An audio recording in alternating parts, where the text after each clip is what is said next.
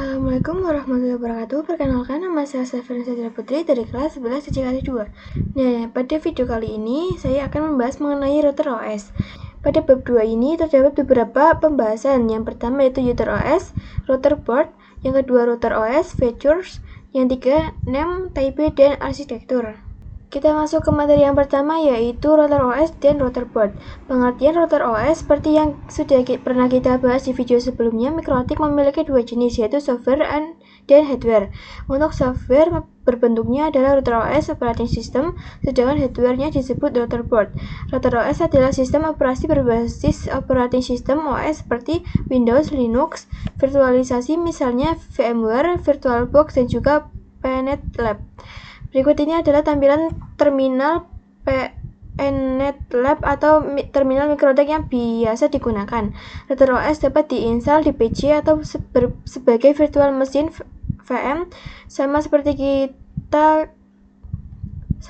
ketika kita menginstal server di VirtualBox atau VMware. Router OS merupakan standalone operating system berbasis Linux kernel versi 3.3.5.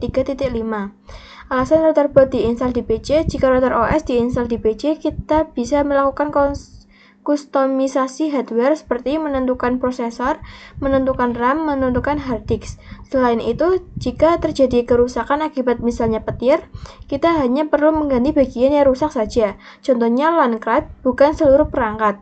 Sedangkan pada router board, jika rusak karena petir, maka seluruh perangkat harus diganti. Fitur-fitur tertentu juga lebih baik dijalankan di router OS atau software yang diinstal di PC atau server, tergantung kebutuhan dan prinsip masing-masing pengguna. Nah, sekarang sebelum kita lanjut, ayo kita coba menelusuri bersama di Google untuk mengenal lebih jauh tentang jenis-jenis router OS Mikrotik. Nah, kalian bisa mengetikkan Mikrotik 86 bit. Nah, kalian bisa ketikkan ini. Nah, kalian bisa lihat gambar-gambar dan bentuknya di sana supaya lebih paham seperti apa tampilan dari masing-masing versi router OS. Nah, ini Mikrotik 86 bit. Lalu di sini juga saya akan cari yang Mikrotik Dinara. Nah, di sini contoh Mikrotik Dinara ya, teman-teman. Nah, di sini juga ada Mikrotik Aneto. Nah, ini gambar dari Mikrotik Aneto ya, teman-teman. Nah, di sini juga ada Mikrotik Max. Nah, ini contoh dari Mikrotik Max. Setelah memahami router OS, sekarang kita bahas tentang router board. Router board merupakan perangkat fisik hardware yang di dalamnya terdapat sistem operasi router OS, jadi singkatnya router board sama dengan hardware. Router OS yaitu sistem operasinya.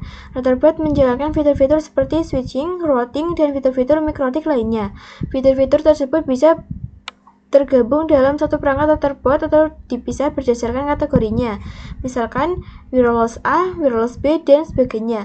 Perbedaannya dengan router OS yang diinstal di PC, router OS atau software bisa dikustomisasi CPU, RAM, storage, dan lain-lain. Router board atau hardware sudah default, tidak bisa diganti komponennya. Router board juga tersedia mulai dari low-end hingga high-end router. Jadi router board dibuat untuk menjalankan router OS secara langsung di dalam perangkat fisik. Sekarang kita lanjut ke pembahasan yang kedua yaitu router OS features. Banyak orang mengira Mikrotik hanya berfungsi sebagai router, padahal Mikrotik memiliki banyak fitur dan manfaat penting. Berikut beberapa fitur utama yang dimiliki oleh router OS. 1. Wireless Network Support. Router OS mendukung wireless network baik indoor maupun outdoor dengan standar ABGN-AC wireless. Contoh perangkat indoor cap wireless Mikrotik. Contoh perangkat outdoor point-to-point atau point-to-multipoint. Point-to-point Mikrotik SXT-SKI, LHG, AC, dan lain-lain. Point-to-multipoint Mikrotik Manbox, Omnitic, dan lain-lain. Yang kedua, routing. Router OS memiliki fitur dynamic routing, static routing. Keduanya sudah mendukung IPv4 dan IPv6. Yang ketiga, firewall dan NAT. Firewall berfungsi untuk melindungi jaringan agar aman dari serangan, dapat memblokir website tertentu, dapat mencegah serangan internal, bisa juga membatasi akses ke sosial media atau aplikasi tertentu. Sedangkan NAT atau Network Address Translation digunakan untuk menerjemahkan IP privat ke IP publik dan sebaliknya. Yang keempat ada cost, quality of service. Cost merupakan bandwidth management, yaitu mengatur pembagian kecepatan jaringan agar lebih stabil dan merata antar pengguna. Yang kelima, point-to-point tunneling. Mikrotik juga mendukung tunneling seperti PPTP, PPPoE, SSTP, OpenVPN. Biasanya digunakan untuk meremote server dari jarak jauh. Yang keenam yaitu user management. Mikrotik menyediakan berbagai fitur manajemen pengguna seperti DHCP server, memberikan IP otomatis kepada klien, web proxy, caching dan pengaturan akses web. Hotspot memberikan portal login user dan password kepada klien. Radius sistem manajemen user terpusat. Yang ketujuh, tools. Router OS juga menyediakan tools tambahan untuk monitoring dan pengujian jaringan seperti bandwidth test, torch, netwatch, MRTG. Semua ini berguna untuk melihat performa dan menguji jaringan. Nah, dari kesimpulan tersebut dapat disimpulkan bahwa mikrotik adalah router yang menghubungkan satu jaringan dengan jaringan lain dengan fitur-fitur lengkap yang bisa dijalankan dalam satu perangkat atau dibagi ke perangkat lain agar beban kerja lebih efisien. Nah, kita masuk ke materi yang terakhir yaitu name, type, dan arsitektur. Penamaan routerboard. Routerboard memiliki 3 pengategorian nama utama yaitu simbol nama, word atau kata. Yang ketiga, extensional naming. Simbol nama contoh RB433.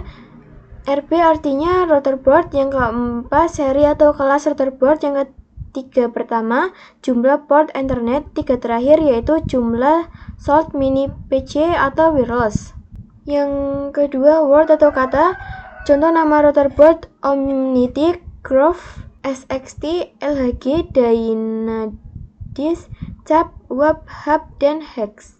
Yang ketiga, extensional naming. Kategori ini digunakan untuk routerboard dengan lebih dari 9 port internet yaitu RB600, RB800, RB1000, RB1100, RB1200, dan lain-lain. Setiap perangkat routerboard memiliki kode tipe di belakang namanya, contoh RB92UI, 5AC, 2ND, dan DC. RB yaitu routerboard, yang ke-9 itu seri 900, yang kelima jumlah port internet, yang kedua jumlah wireless interface, yang UI yaitu fitur port, 5A, C2ND yaitu support wireless, 5 GHz dan 2.4 GHz yaitu dual band, yang TC yaitu jenis casing. Kode tambahannya yaitu U support port USB, yang G yaitu support gigabit port. Untuk mengetahui arti kode-kode lengkap, silakan kunjungi situs resmi Mikrotik ya teman-teman. Nah, di sini ada arsitektur routerboard. Sama seperti PC, routerboard juga memiliki arsitektur prosesor diantaranya x86, x64, MIP, SBE, SMIPS, TILE, PC, ARM. Contohnya CRS S1 atau CRS2, arsitektur MIP SBE, Hub Mini, arsitektur SMIPS. Setiap arsitektur memiliki kinerja prosesor dan dukungan OS berbeda-beda. Jadi software router OS yang digunakan juga akan berbeda tergantung arsitekturnya. Nah, untuk melihat daftar lengkap arsitektur dan dukungannya bisa dikunjungi situs di bawah ini ya teman-teman. Mungkin itu saja pembahasan tentang bab 2 kali ini, yaitu tentang router OS dan routerboard, fitur-fitur Mikrotik, name, tipe, dan arsitektur routerboard. Mohon maaf apabila ada kesalahan. Sampai jumpa di video selanjutnya.